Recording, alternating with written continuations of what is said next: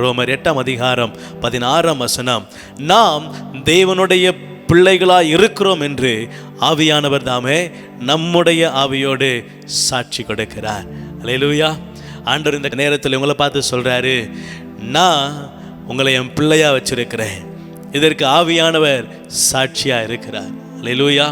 நீங்கள் ஆண்டவருக்கு பிரியமில்லாத காரியங்களில் ஒருவேளை இருந்திருக்கலாம்.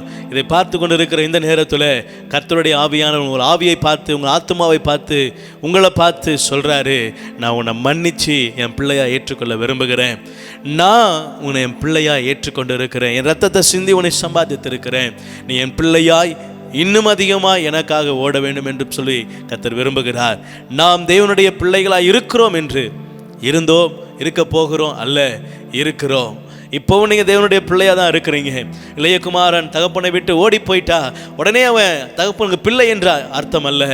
இளையகுமாரன் தூர போயிருக்கிறான், மீண்டும் வருவான். இந்த நாளிலே உங்களை ஆண்டவர் மீண்டும் அழைக்கிறார். கர்த்தர் சமூகத்தில் கிட்டி சேருங்க. தேவன் உங்களை நேசிக்கிறார். உலகத்தை படைத்த அண்ட சராசரங்களையும் உருவாக்கின கர்த்தர் உங்களை பார்த்து சொல்கிறாரு, என் இருதயம் உனக்காக காத்திருக்கிறது. ஆண்டவர் பக்கம் வருவீங்களா? கர்த்தரை நோக்கி பார்த்து உங்கள் இருதயத்தை ஒப்பு கொடுங்க. கர்த்தர் உங்களை உயர்த்த, உங்களை பழைய இடத்துக்கு, உங்களை பழைய மேன்மைக்கு, ஆண்டவர் முன்பதாக வச்சிருந்த ஆசீர்வாதத்துக்கு உங்களை மீண்டும் கூட்டிட்டு போக விரும்புகிறார். ஒப்பு கொடுங்க, ஆசீர்வதிப்பார்.